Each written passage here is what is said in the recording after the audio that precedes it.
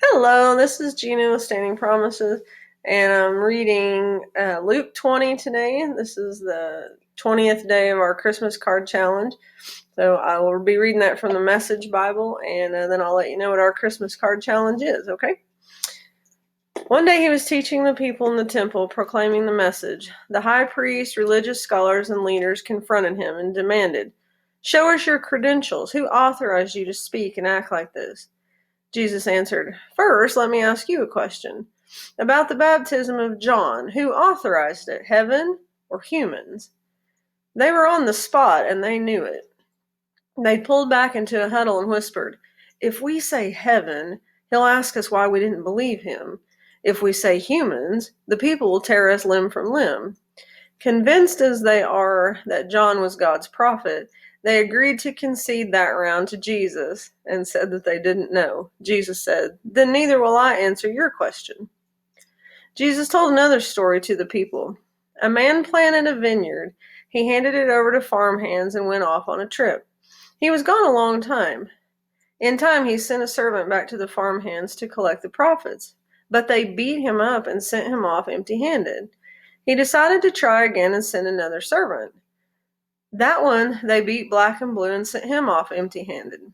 They tried a third time. They worked that servant over from head to foot and dumped him in the street. Then the owner of the vineyard said, "I don't know what I'll do. I'll send my beloved son. They're bound to respect my son." But when the farmhands saw him coming, they quickly put their heads together. "This is our chance. This is the heir. Let's kill him and have it all for ourselves."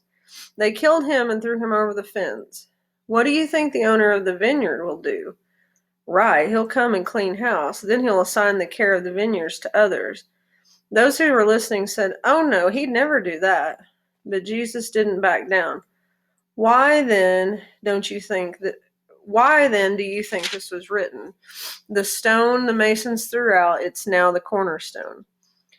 Anyone falling over the stone will break every bone in his body. If the stone falls on anyone, it will be a total mashup. The religious scholars and high priest wanted to lynch him on the spot, but they were intimidated by public opinion. They knew the story was about them. Watching for a chance to get him, they sent spies who posed as honest inquirers, hoping to trick him into saying something that would get him into trouble with the law. So they asked him, "Teacher, we know that you're honest and straightforward when you teach, that you don't ponder to anyone, but teach the way of God accurately. So tell us, is it lawful to pay taxes to Caesar or not?" He knew that they were laying for him and said, "Show me a coin. Now this engraving, who does it look like and what does it say?" "Caesar," they said. Jesus said, "Then give Caesar what is his and give God what is his."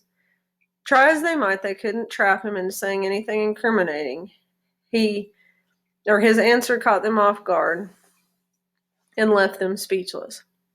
Some Sadducees came up. This is the Jewish party that denies any possibility of resurrection. They asked, "Teacher, Moses wrote us that if a man dies and leaves a wife, but no child, his brother is obligated to take the widow to wife and get her with child. Well, there once were 7 brothers. The first took a wife, he died childless. The second married her and died, and the third, and eventually all 7 had their turn, but no child. After all that, the wife died. That wife now, in the resurrection, whose wife is she? All 7 married her." Jesus said, "Marriage is a major preoccupation here, but not there. Those who are included in the resurrection of the dead will no longer be concerned with marriage, nor, of course, with death. They will have better things to think about. If you can believe it, all ecstasies and intimacies then will be with God. Even Moses proclaimed about resurrection at the burning bush, saying, God of Abraham, God of Isaac, God of Jacob, God isn't the God of dead men, but of the living. To him all are alive." Some of the religious scholars said, "Teacher, that's a great answer." For a while anyway, no one dared put questions to him. Then he put a question to them. "How is it that they say that the Messiah is David's son? In the book of Psalms, David clearly says, God said to be my master, sit here at my right hand until I put your enemies under your feet.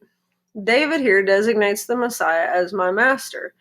So how can the Messiah also be his son? With everyone listening, Jesus spoke to his disciples. Watch out for the religious scholars. They love to walk around in academic gowns, preen in the radiance of public flattery, bask in prominent positions, sit at the head table of every church function, and all the time they're exploiting the weak and the helpless. The longer their prayers, the worse they get.